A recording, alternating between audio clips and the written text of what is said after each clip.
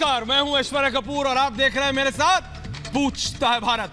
और आज पूछता है भारत में एक ही है सवाल और वो है ऐश्वर्या का एजेंडा कि प्रधानमंत्री मोदी का 2 दिन का बनारस काशी ये का जो दौरा है वाराणसी का इतना चुभ गया, इतना ज्यादा घातक हो गया विपक्ष के लिए, इतना ज्यादा दर्द दे गया क्या विपक्ष को, इतना ज्यादा परेशान कर गया क्या विपक्ष को। ये तस्वीरें प्रधानमंत्री नरेंद्र मोदी की भगवा पहने हुए तस्वीरें, क्या भगवे से इतना डर गया है विपक्ष कि कुछ भी बोल रहा है? क्या इसी डर से भगवे पर आरोप लगाए जाते थे अब तक? क्या इसी डर की वजह से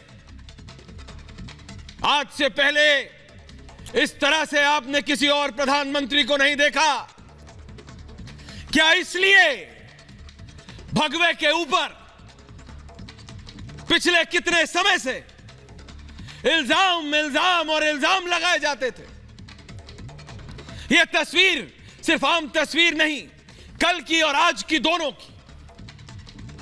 प्रधानमंत्री नरेंद्र मोदी भगवा पहने अपने आराध्य के पूजा कर रहे हैं, क्या दिक्कत है उसमें? कोई नहीं।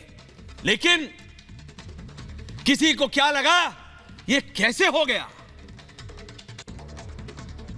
यह हिंदू आस्था का प्रतीक यह कर कैसे दिया प्रधानमंत्री ने? किसी ने बोला उत्तर प्रदेश में इलेक्शन आ रहा है इसलिए हो रहा है, तो कोई रुका नहीं। यहां समाजवादी पार्टी के राष्ट्रीय अध्यक्ष और उत्तर प्रदेश के पूर्व मुख्यमंत्री अखिलेश यादव क्या बोल बैठे? अखिलेश यादव प्रधानमंत्री की भी तस्वीर दिखाई रही है डायरेक्टर साहब। अखिलेश यादव अपनी बस लिए निकले हुए हैं, हमारी टीम उनके साथ है, बात की आज भी सुनाऊंगा आपको। लेकिन क्या भगवा से इतना डर है? क्यों भगवे से इतना डर? और प्रधानमंत्री अगर भगवा पहन ले तो क्यों इस तरह का शब्दावली का इस्तेमाल करता है विपक्ष? क्यों? यह सवाल है आज पूरा देश ये पूछता है। हर धर्म में अपने अपने तरीके से लोग पूजा करते हैं, अपने आराध्य की पूजा करते हैं, तो भगवे से इतना डर क्यों? किस लिए? काशी आपकी या हमारी नहीं, एक धर्म की नहीं, हिंदू सभ्यता का प्रतीक है काशी। ये कल से बोल रहे हैं हम, कल से। और अगर काशी की हालत सुधारी जा रही है, प्रधानमंत्री अगर भगवा पहन के निकल गए हैं, तो इसमें डर किस चीज का है? डायरेक्टर साहब इस पे आएंगे दोबारा, प्रधानमंत्री के विजुअल्स के साथ रहते हैं, वो डुबकी लगाते हुए विजुअल्स। डायरेक्टर साहब मैं इसलिए कह रहा हूं क्योंकि ये वो ठीक समय था जब प्रधानमंत्री ने ना दाएं देखा ना बाएं। ये सिर्फ this is between a God and his disciple, मतलब भगवान और उनके भगवान और जो उनको पूज रहा है, ये उनके बीच का समय है, इसमें कोई नहीं है बीच में। लेकिन दिक्कत किसको हो रही है? जो ये सोच रहा है कि इसका असर क्या पड़ेगा। दिक्कत उसको नहीं जो कर रहा है, भगवा से दिक्कत किसको है और भगवा से दिक्कत क्यों है?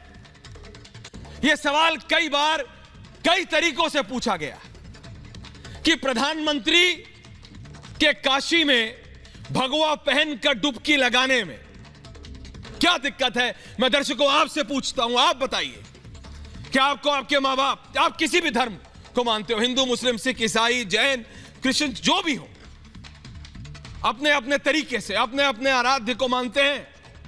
जो हिंदू हैं वो अपने तरीके से, जो मुसलमान है वो अपने तरीके से, जो सिख है वो अपने तरीके से, जो जैन है वो अपने तरीके से, जो बौद्ध है वो अपने तरीके से, हिंदू मुस्लिम सिख ईसाई सब। अगर मैं हिंदू हूं तो क्या मैं नदी में डुबकी नहीं लगा सकता? अगर आप सिख हैं तो आप क्या गोल्डन टेंपल में जाएंगे तो क्या उसे राजनीति माने? नहीं। प्रधानमंत्री देश के हैं, किसी पार्टी के नहीं। लेकिन अपना उनका एक पर्सनल व्यक्तित्व तो होता है कि वो भी नहीं होता है। ये मैं आपसे पूछ रहा हूं, ये आपको निर्णय लेना है।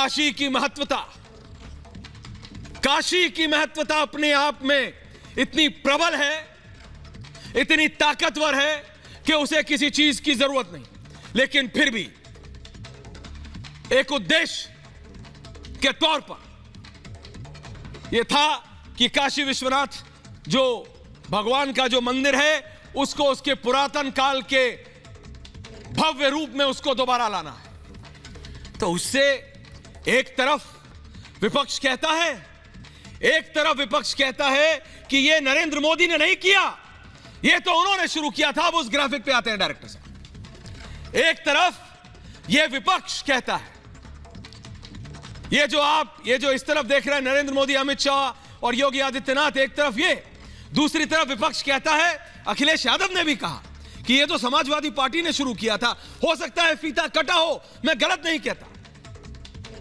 अगर प्रियंका गांधी कहती तो मैं सवाल खड़ा कर देता कि कांग्रेस ने कब किया, लेकिन अखिलेश यादव के समय पे एक नहीं सैकड़ों फीते काटे गए।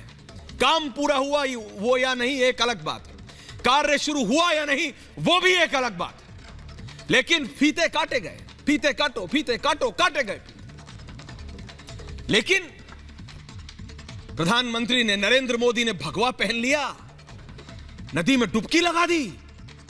अरे तो भाई विपक्ष के लिए अनर्थ हो गया, राजनीतिक अनर्थ हो गया, यह बोलना भूल जाते हैं। आपको टिप्पणी करनी है करिए, आपको उनके कार्य पसंद नहीं, सवाल पूछिए। मैं हर बार कहता हूं, एक से नहीं तीनों से पूछिए, तीनों से पूछिए हाँ क्या आपका। लेकिन क्या कहा अखिलेश यादव ने, सबसे पहले वो सुनाता हूं पहली टिप्पणी, फिर दूसरी टिप्पणी सुनाऊंगा और फिर हमारे साथी अनुज के साक्षात्कार में क्या कहा वो सुनाऊंगा। लेकिन सबसे पहले सुनिए, ये सब बातें जो सब लोग विलीन हो गए थे, पूरा भारत विलीन था काशी में, उस पर राजनीति शुरू कैसे हुई। सबसे पहले वो वक्तव्य सुनते हैं उत्तर प्रदेश के पूर्व मुख्यमंत्री अखिलेश यादव का। अखिलेश यादव, डायरेक्टर साहब पहले वो टिप्पणी। 2 महीना 3 महीने वहीं रहें अच्छी बात है, वो जगह रहने वाली है, आखिरी समय पर वहीं रह जाता है बनारस में। 1 महीना नहीं 2 महीना 3 महीने वहीं रहें अच्छी बात है, वो जगह रहने वाली है, आखिरी समय पर वहीं रह जाता है बनारस में। अब सुनिए, ये आपने सुना आखिरी समय में वहीं रहा जाता है, आखिरी समय में। आखिरी समय में तो बोल गए अखिलेश यादव, बोल गए, उस समय जोश में थे। जब पहली बार मुख्यमंत्री बने थे तो लोगों ने कहा उत्तर प्रदेश के पास युवा मुख्यमंत्री आया है। पिछली बार कहा था लोगों ने, युवाओं को उम्मीद थी, पश्चिमी उत्तर प्रदेश से लेकर पूर्वांचल तक सबको उम्मीद थी। लेकिन हुआ क्या, वो सबने देखा। लेकिन इतना जोश कि अपने से बड़े के लिए, देश के प्रधानमंत्री के लिए बोल गए कि अंत में वहां जाता है। कौन किसका अंत मानता है? हिंदू, मुस्लिम, सिख, ईसाई, ये भारत की सभ्यता नहीं है साहब कि किसी के अंत की कल्पना कामना की जाए। यह भारत की सभ्यता नहीं है। दूसरी बार जब उनसे पूछा गया कि अखिलेश जी क्या कह रहे थे आप, तो वो सुनते हैं दूसरा वक्तव्य अखिलेश यादव का। सुनिए प्लीज, उत्तर प्रदेश के पूर्व मुख्यमंत्री। सवाल यह है कि मां गंगा की सफाई होगी कि नहीं होगी। देखिए मुख्यमंत्री जी कितने होशियार हैं, देखिए मुख्यमंत्री जी कितने समझदार हैं कि वो मां गंगा में डुबकी नहीं लगाए, क्योंकि हमारे मुख्यमंत्री जी जानते हैं कि ये नदियां कोई साफ नहीं है, इसलिए मां गंगा में डुबकी नहीं लगाई उन्होंने। तो सुना आपने क्या कहा। पहली बार कहा अंत तो वहीं बताते हैं, बहुत अच्छा है, 1 महीना नहीं 2-3 महीना जाइए, अंत वहीं बताया जाता है। कौन? काशी की जो महत्ता है वो किसको नहीं पता। काशी का अपना एक महत्वपूर्ण स्थान है, सिर्फ हिंदू और सिर्फ हिंदुओं के लिए नहीं, भारत की सभ्यता में, भारत हिंदुस्तान की सभ्यता में कोई नहीं कह सकता, कोई नहीं कह सकता, किसी और धर्म का भी व्यक्ति नहीं कह सकता। और ये सिर्फ मैं नहीं कह रहा हूं, ये इतिहास बता रहा है। और ये बात अखिलेश यादव भी जानते हैं, भाई विदेश से पढ़ के आए हैं। जरा काशी जाके देखिए, जितने हिंदुस्तानी रहते हैं उतने ही कोरोना से पहले विदेशी आते थे, उससे ज्यादा आते थे। गलत कह रहा हूं तो बताइए, जितने हिंदुस्तानी उतने विदेशी। जब वो सकरी गलियां थी पतली पतली, जब सफाई नहीं थी तब भी, क्योंकि वो काशी का महत्वपूर्ण स्थान है। जिसको जो पढ़ लेता है एक बार उससे दूर नहीं रह सकता। लेकिन आज, अब से कुछ देर पहले, जब उत्तर प्रदेश के पूर्व मुख्यमंत्री अखिलेश यादव से हमारे साथी अनुज ने बात की, उन्हीं के साथ जौनपुर के इलाके में, मेरे को बताया जा रहा है शायद उस तरफ है, हो सकता है मैं गलत हूं, लोकेशन मुझे सही नहीं पता, लेकिन मेरे साथी ने बात की है बस के ऊपर खड़े होके अखिलेश यादव से। आइए सुनते हैं क्या कहा अखिलेश यादव ने, एक्सक्लूसिव, रिपब्लिक भारत से एक्सक्लूसिव। सुनिए अखिलेश यादव का ये एक्सक्लूसिव इंटरव्यू।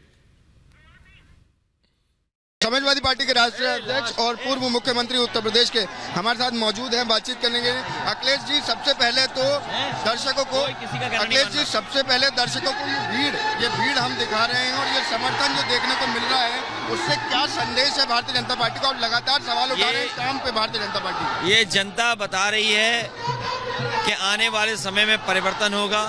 ये जोश और उत्साह बता रहा है कि ऐतिहासिक परिवर्तन होगा।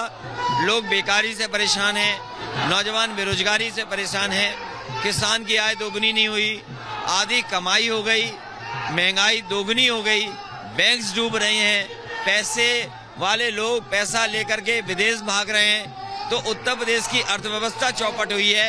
उत्तर प्रदेश की जनता योगी सरकार नहीं, योग्य सरकार चाहती है। जैसा आप कहते रहे हैं कि मुद्दों पे बात नहीं हो रही है, महंगाई पे बात नहीं हो रही है, आपने बनारस में जब प्रधानमंत्री थे उस पे कुछ बोला, उस पे कहा कि आखिरी दिनों में जाते हैं, रही है, उस पे कंट्रोवर्सी हो रही है। सरकार आखिरी दिनों में क्यों जा रही है? सरकार का आखिरी समय है, इसलिए ये बात कही गई। और भारतीय जनता पार्टी जैसे ही चुनाव करीब आता है, धर्म का चश्मा भारतीय जनता पार्टी लगा लेती है। मैसेज कुछ और था अखिलेश जी, आप ये नहीं कहना चाह रहे थे, लेकिन उसको किस तरीके से उस पर मुद्दा ये सुविधा किसी की भी स्टेटमेंट को ट्विस्ट करना, ये सुविधा भारतीय जनता पार्टी पर। एक आखिरी सवाल है, लगातार बातचीत हो रही है, भले ही वो वाराणसी कॉरिडोर की बात हो, भले ही वो मेडिकल कॉलेज की बात हो, लगातार क्रेडिट लेने की बात हो रही है, आप मुद्दा उठाते हैं। अगर मैं क्रेडिट ले रहा हूं, भारतीय जनता पार्टी क्रेडिट ले ली, कम से कम उम्मीद मैं आपसे करता हूं कि आप रिसर्च करके सच दिखाएंगे। रिसर्च करके सच देश देख रहा है। मेरे साथ इस समय मध्य प्रदेश के गृह मंत्री नरोत्तम मिश्रा हैं और दूसरी तरफ निरहुआ है। निरहुआ जी, मैं आ रहा हूं, सबसे पहले नरोत्तम जी के पास जा रहा हूं, 1-on-1। नरोत्तम जी, अगर आपको मेरी आवाज आ रही है तो, नरोत्तम जी अगर आपको मेरी आवाज आ रही है, नमस्कार नरोत्तम जी। कल अखिलेश यादव ने एक टिप्पणी की थी कि काशी तो अंत के लिए जाते हैं, यह कहा गया कि वो प्रधानमंत्री नरेंद्र मोदी के लिए है। उसके बाद नरोत्तम जी, आपकी टिप्पणी आई, आपने कहा कि औरंगजेब की आत्मा है अखिलेश में। अखिलेश यादव ने वो सुना और अखिलेश यादव ने कहा, अरे मैंने प्रधानमंत्री के लिए नहीं कहा, मैंने तो बीजेपी के लिए कहा है। वो अपने शब्द पर लेकिन साथ में कह रहे हैं मैं माफी क्यों मांगू। नरोत्तम मिश्रा जी, ये अखिलेश यादव जी का बयान, ये पलटू होता है ना, जो पलटू, ऐसे पलटू टाइप का बयान है जी। आखिरी समय में कोई संस्था आती थी क्या वाराणसी में, या व्यक्ति आता था बीजेपी के लिए? कहा मतलब ये स्वभाव है अखिलेश यादव जी का, अपने बयानों से पलटना, अपने साथियों से पलटना, कभी राहुल से गठबंधन करके पलटना, कभी बुआ से गठबंधन करके पलटना। बबुआ की ये विशेषता रही है और इसलिए अब उनको लगा कि वो फंस गए अपने बयान में, तो इसको पलट रहे हैं। देखिए, अखिलेश जी की मानसिकता ऐसी नहीं है कि वो पहली बार सत्ता की दौड़ में आए। वो 5 साल उत्तर प्रदेश के मुख्यमंत्री रहे हैं और उस वक्त उनके जो लोग थे इस प्रदेश के अंदर, जो वर्तमान में जेल में है आजम खां, पूरी की पूरी पुलिस उनकी भैंस ढूंढने को लगी रहती थी। ये उत्तर प्रदेश के लॉ एंड ऑर्डर की स्थिति थी कि भैंस आजम खां की ढूंढने के लिए चली जाए। उनके जितने माफिया थे, जितने उनके सरगना थे, आज वो सब जेल में हैं और उत्तर प्रदेश ने वो 5 साल बदहाली देखी है। और इसलिए आज वहाँ पर कांग्रेस हो, आज वहाँ पर प्रियंका जी हो या अखिलेश जी हो, ये उत्तर प्रदेश की जनता बहुत अच्छी तरह से जानती है कि ये आज मुद्दों से भटकाने की बातें कर रहे हैं। आप बताइए, इतना भव्य निर्माण किया वाराणसी में कॉरिडोर बनाया प्रधानमंत्री जी ने, इसकी अच्छी बात के लिए भी स्वीकारने लेकिन नरोत्तम जी आप ये समझिए, ये डर कहा जा रहा है कि ये डर भगवा का है। नरोत्तम जी ये कहा जा रहा है कि ये डर भगवा का है। प्रधान नरेंद्र मोदी ने भगवा पहन के काशी में डुबकी क्या लगा ली, जिस भगवा पर आरोप लगाए जाते थे, ये डर उस भगवा से है।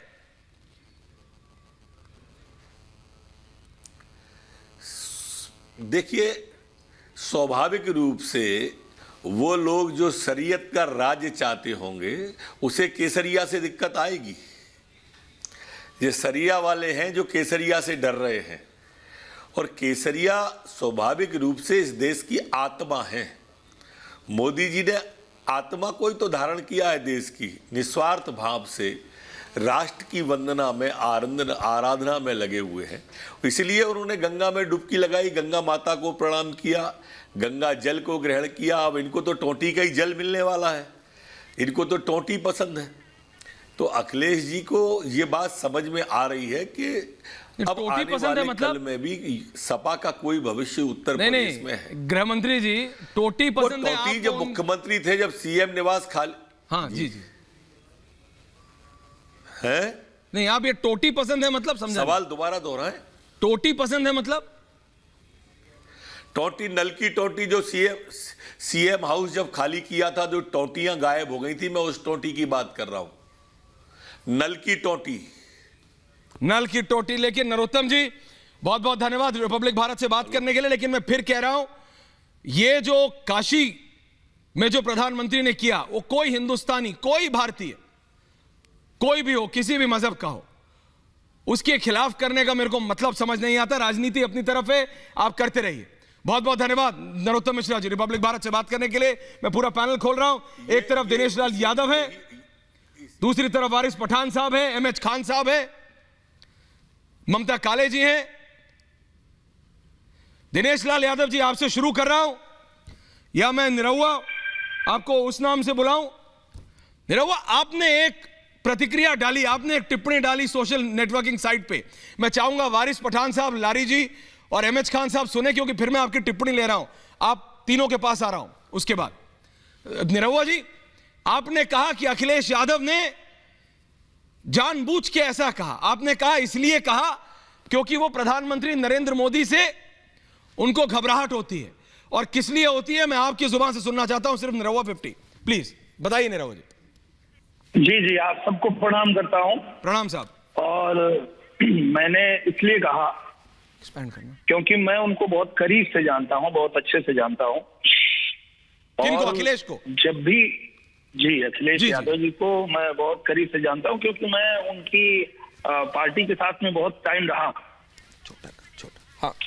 तो जैसे जैसे मुझे पता चलने लगा कि मतलब इनके मन में क्या है जी, इनकी सोच क्या है, ये किस तरह की राजनीति में भरोसा रखते हैं, किस तरह की विचारधारा में भरोसा रखते हैं, तो मैं तो वहां से हट गया। मुझे लगा कि नहीं भाई, सब कुछ एक तरफ लेकिन देश एक तरफ, देश से ऊपर कुछ नहीं होना चाहिए।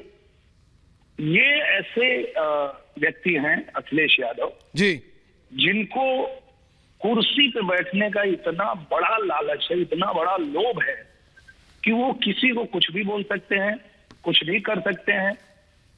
और यही उन्होंने दिखाया। प्रधानमंत्री जी जो ऐसे प्रधानमंत्री हैं जिनको सिर्फ हिंदुस्तान में, पूरे दुनिया में मानते हैं लोग कि सबसे लोकप्रिय प्रधानमंत्री हैं, ऐसे प्रधानमंत्री के लिए इस तरह की बात बोल रहे हैं कि अंतिम दिनों में वहीं रहा जाता है, बनारस में रहा जाता है।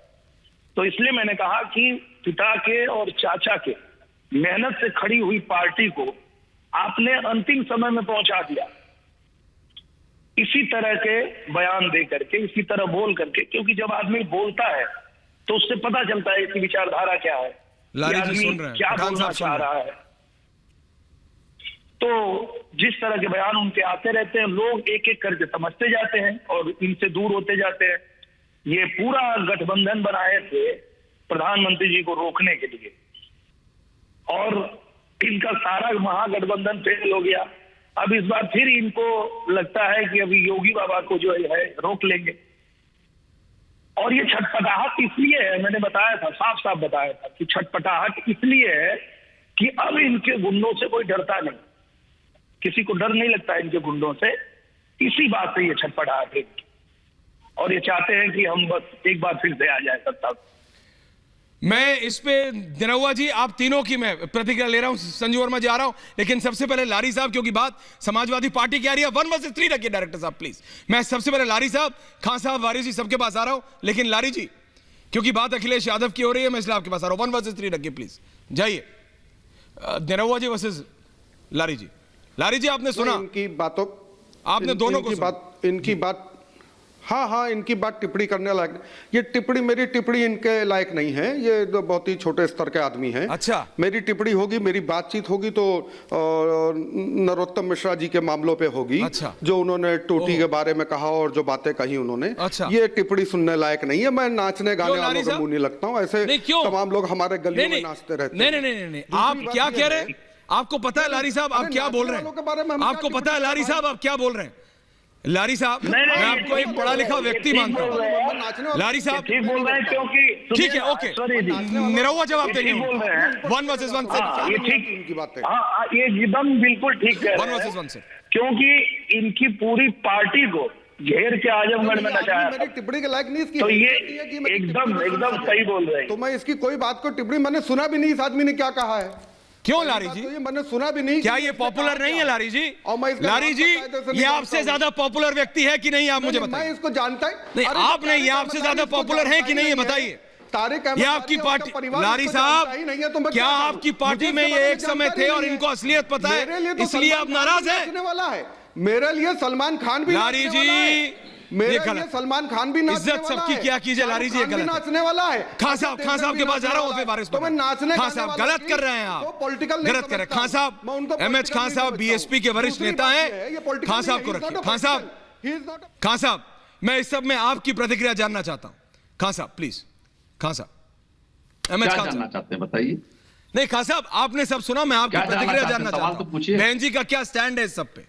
काशी में आपने देखा सब, वो आपका क्या स्टैंड है आपकी पार्टी का? हाँ, काशी में प्रधानमंत्री जी ने क्या कहा जरा बता दीजिए हम। मैं आपसे पूछना चाहता हूं क्या कहा। आज भी जो रैली थी, कल भी देखिए खान साहब, क्या मैं आपसे किसका नाम लिया बताइए ना, सुनिए तो। देखिए काशी जो है जी, आप सुन लीजिए, काशी आज से नहीं जानी जाती है। काशी दुनिया जब से कायम हुई तब से लोग जान रहे हैं। काशी विश्वनाथ मंदिर है, काशी में जाते हैं लोग, स्नान करते हैं लोग, वहां पूजा अर्चना करते हैं। बंद तो नहीं हुआ था कि बंद हो गया था कि मोदी जी आए और उसे स्टार्ट करा दीजिए। देखिए मोदी जी वहां पर, वहां के स्थानीय एमपी हैं। अगर एमपी अपने फंड से कोई काम कराता है तो उसमें इतना शोर शराबा मचाने की जरूरत नहीं, क्योंकि चुनाव आते आते आप जहांगीर और क्या नाम है, शिव जी का सबका नाम ले रहे हैं। उधर योगी जी कह रहे हैं बजरंगबली हमारे, अली तुम्हारे। काम कुछ हुआ नहीं। आप महंगाई पे बात नहीं कर रहे हो, आप चाह रहे पोलराइजेशन हो जाए, आप चाह रहे हो कि हाँ हिंदू मुसलमान हो जाए, लेकिन हिंदू मुसलमान होने वाला नहीं है। काम पे ये बात होगी। देखिए महंगाई पे बात होगी, डीजल पे बात होगी, पेट्रोल पे बात होगी, और तमाम ऐसी चीजों में बात होगी जो नौजवान लाठी खा रहे हैं नौकरी के लिए, जो नौजवान भूखे मर रहे हैं महंगाई के स्तर पर। किसान 2 रोटी के लिए मोहताज हो गया है। लड़ाई इस पर होगी। प्रधानमंत्री जी अपने कॉन्स्टिट्यूशन में कुछ काम करा रहे हैं, तो इतना शोर क्यों मच रहा है भाई? तो कहा किसने? प्रधानमंत्री, हर एमएलए, हर एमपी काम कराता अपने क्षेत्र में, तो कराने दीजिए काम। आपकी बात ठीक, बिल्कुल होने दीजिए, साबित होगा। जो खान साहब कह रहे हैं जरा वारिस जी को भी लाइए। ना करे, ये टैक्स पेयर का पैसा है जी।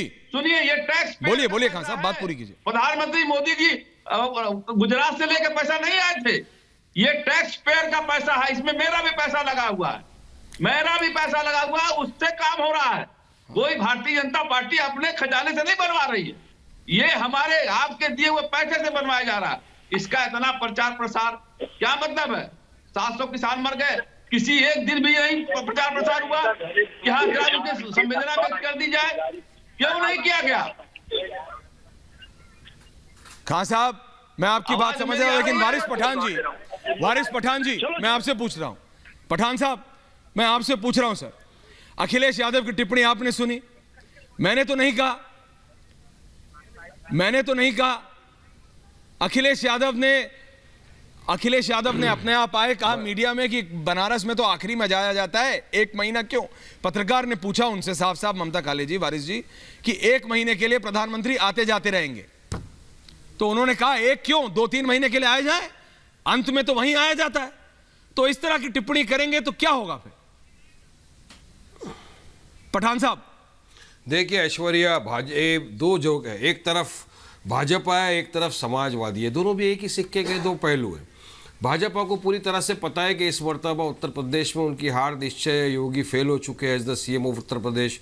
विकास के नाम पे उसने कुछ किया नहीं है, लोग उनको धुतकारेंगे। तो अब वो शुरू हो गए थे अब्बा जान, भाई जान, चाचा जान, अब औरंगजेब पे आ गए, औरंगजेब को लेकर आ गए, क्योंकि लोग उनसे सवाल कर रहे हैं कि बढ़ते पेट्रोल डीजल गैस के भाव जो बढ़ते जा रहे हैं, इसके बारे में उनका क्या कहना है। लोग सवाल कर रहे हैं उनसे कि बताइए, सुनिए लोग उनसे सवाल कर रहे हैं। Lari ji relax, Lari ji please, serious debate है लारी जी प्लीज। देखिए लोग भाजपा से सवाल कर रहे हैं कि ये जो लाखों युवा बेरोजगार हो चुका है, उसके लिए जरूरी क्या काशी में जाके ये करना था टैक्स पेयर के पैसे से, या उनको रोजगार प्रोवाइड करना था? और योगी जी ने संविधान की शपथ ली है, संविधान की शपथ लेके देश के प्रधानमंत्री बने, सबका साथ, सबका विकास, सबके विश्वास की बात करते थे। और आज उन्होंने क्या किया? क्या ये मेजॉरिटेरियन पोलराइजेशन नहीं है? क्या ये कम्युनल पॉलिटिक्स नहीं है कि आप एक समुदाय को लुभाने के लिए आज काशी में चले गए? आपकी कॉन्स्टिट्यूएंसी, आप गंगा में डुबकी लगा रहे हो, 7 साल से आपने शुरू किया था गंगा सफाई अभियान, उसका क्या हुआ किसी को कुछ पता ही नहीं है। मोदी जी रात के 1 बजे जाते हैं बनारस के स्टेशन के ऊपर, बराबर एक घड़ी है वहां पर, क्लॉक 1:03 उस पर लिखा हुआ है। मोदी जी नीचे हाथ बांध के खड़े, फोटो निकाल के दिखा रहे कि देखो मैं रात को जा रहा हूँ। क्या ये ड्रामाबाजी नहीं है? वहीं पर वहां पर टाइट सिक्योरिटी के अंदर एक लड़का एक छोटे से बच्चे को लेकर आ जाता है, सिक्योरिटी के बाहर से उसको बचाया जाता है।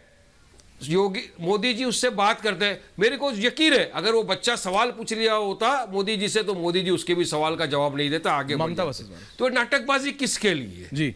अब दूसरी तरफ समाजवादी पार्टी है, इनको याद आ गए जिन्ना को याद करने की क्या जरूरत थी? हिंदुस्तान के मुसलमानों को जिन्ना से क्या लेना देना है? हम तो जिन्ना की 2 नेशन थ्योरी को 1947 में ठुकरा के हमारे भारत देश में बाय बर्थ और बाय चॉइस रहे। मगर इनको पता है कि 2012 के घोषणा पत्र में जो अखिलेश ने कहा था कि अगर हम सत्ता में आए तो मुसलमानों को एजुकेशन और जॉब में रिजर्वेशन देंगे, मगर नहीं दिए। लाल टोपी खुद ने पहनी है, मगर सारे मुसलमानों को टोपी पिनाने का काम अखिलेश कर रहे हैं।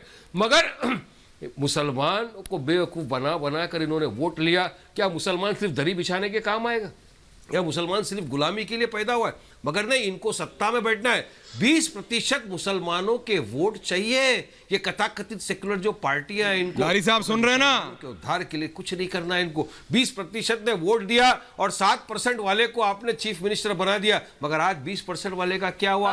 आज भी socially economically Mamata ji please relax, I come to backward है। मैं आऊंगा ममता। आज नीति आयोग का जो रिपोर्ट आया है, सुनिए, नीति आयोग का रिपोर्ट आया है ऐश्वर्या, नीति आयोग का रिपोर्ट बताता है संजू जी को भी ले भारत में 3 जो स्टेट है वो एकदम पुअरेस्ट ऑफ पुअर है, जिसमें एक बिहार है, एक नागालैंड है, तीसरा उत्तर प्रदेश है। तो क्यों उत्तर प्रदेश इतना गरीब रह गया?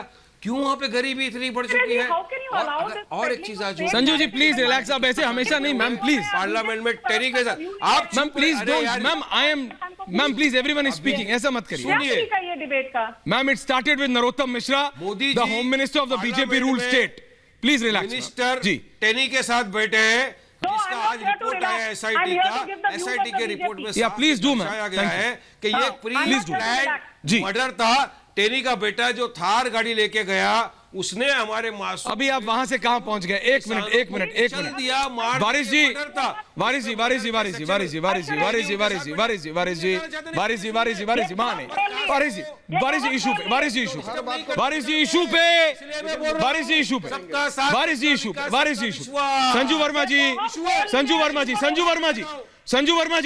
संजू वर्मा जी आपके पास आ रहा हूँ, और फिर ममता कालेजी। संजू जी, ऐश्वर्या जी बोलिए। ऐश्वर्या जी मैं जल्दी अपनी बात खत्म नहीं, आप पूरा टाइम लीजिए, बोलिए, मैं आपके पास बाद में आया।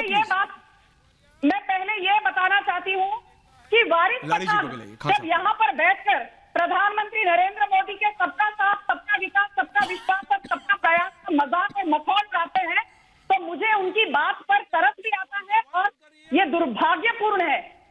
मैं पूछना चाहती हूँ, वारिस पठान ऐसी पार्टी को बिलोंग करते हैं जहां पर इनके प्रवक्ता ने कहा था कि भाई मुसलमानों की संख्या इतनी है उत्तर प्रदेश में, तो उत्तर प्रदेश का डेप्यूटी सीएम मुसलमान होना चाहिए। क्या ये भूल गए हैं कि लोकतंत्र में जनता चुनती है कौन प्रधानमंत्री बनेगा, कौन मुख्यमंत्री बनेगा, कौन मुख्यमंत्री बनेगा।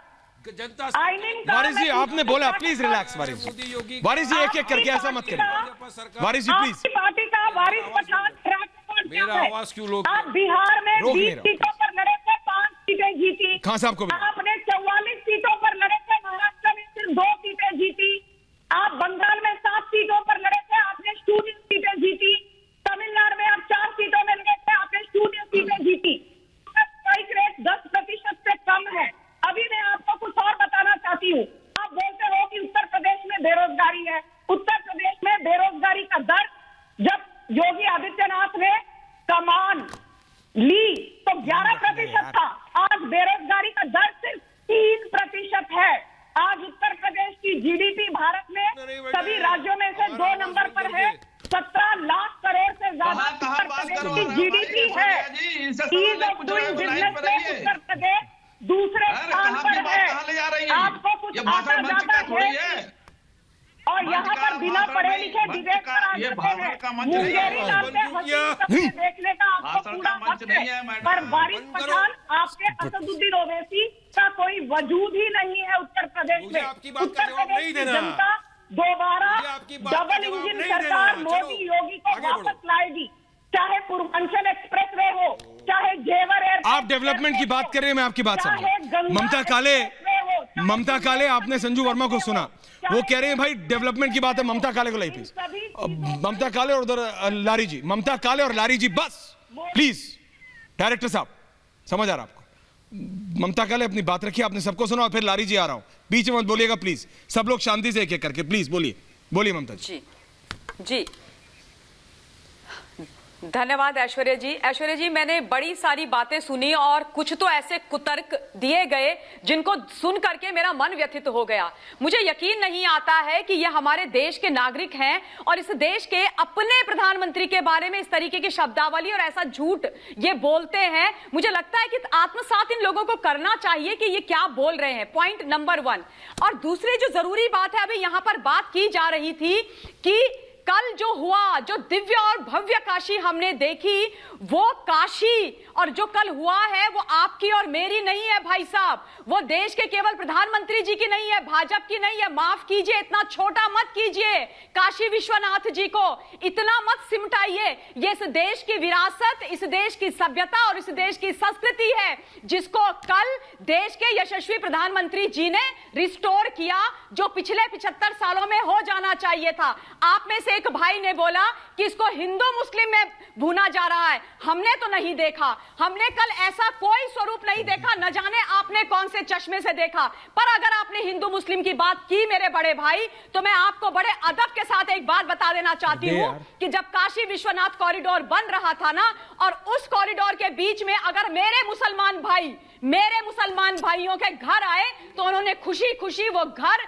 दे दिए और वो कहीं और चले गए ताकि गंगा तक वो कॉरिडोर चला जाए। ये सच्चाई है। मेरी बात पर मत जाइए, जाइए काशी में, बनारस में और पता कीजिए। जरूरी बात यह है भाई साहब कि हिंदू मुसलमान सिख ईसाई इस देश के नागरिक हैं और आप उनके नेता मत बनिए, आप उनके मुखपत्र मत बनिए, आप उनके नाम पर आकर के यहां पर देश को भरमाइए मत, झूठ मत बुलवाइए और अपनी राजनीतिक रोटियां मत सिखवाइए।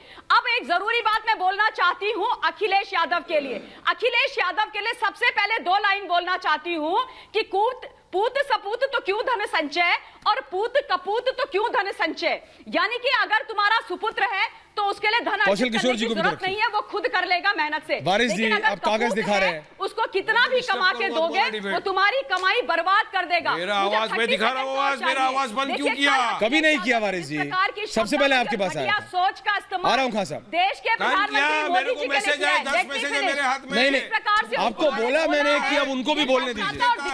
नहीं ममता जी रिलैक्स, ममता जी रिलैक्स। वारिस जी, ममता जी आप तो सुनिए कम से कम भाई। ममता जी रिलैक्स, सबको दिखाइए।